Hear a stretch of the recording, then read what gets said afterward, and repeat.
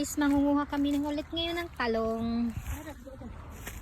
Tingnan nyo naman ang aming talong ngayon guys. Ay siyang haba.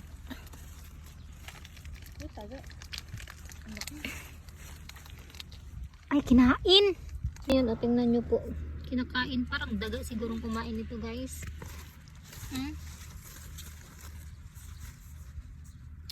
Ano kayang kumain ito?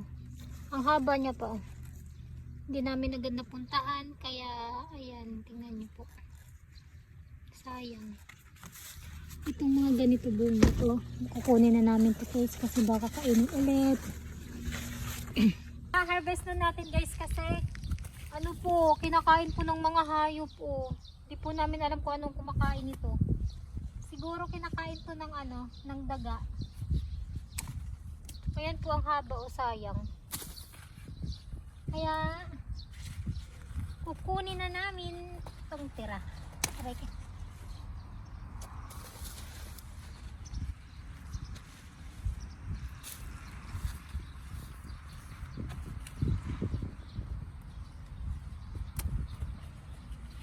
Bigyan natin si Muriyama.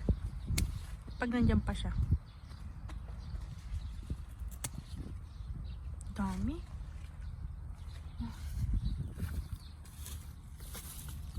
Ilang linggong ulam na naman to. Araw-araw talong na naman kami. Haba. Mahaba nga.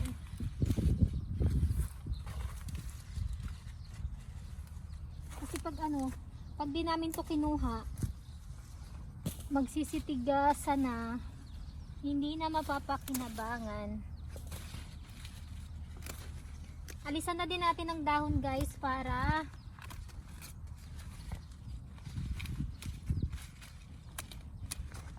na malinis na.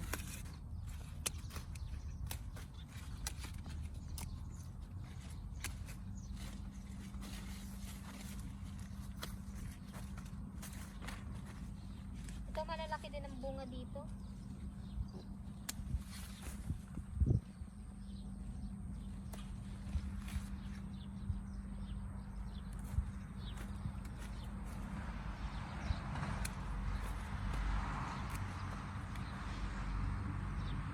Kinain ng ano? Bakit tinuka ng ibon? Sayang kong dalawa. Ano kayang kumakain ito? Misumi. Nisumi ba to? Ayun. Ang liliit pa. Guys, ang aming harvest, isang linggong ulaman, mahabang talong at malalaking ampalaya. Wala, ganito na lang lagi yung aming routine dito guys sa pang-ulam. Sino pong gusto makipag-swap ng ulam dyan? Mahabang talong to. Sasalbahin ka nito ng isang buwan. Isang talong.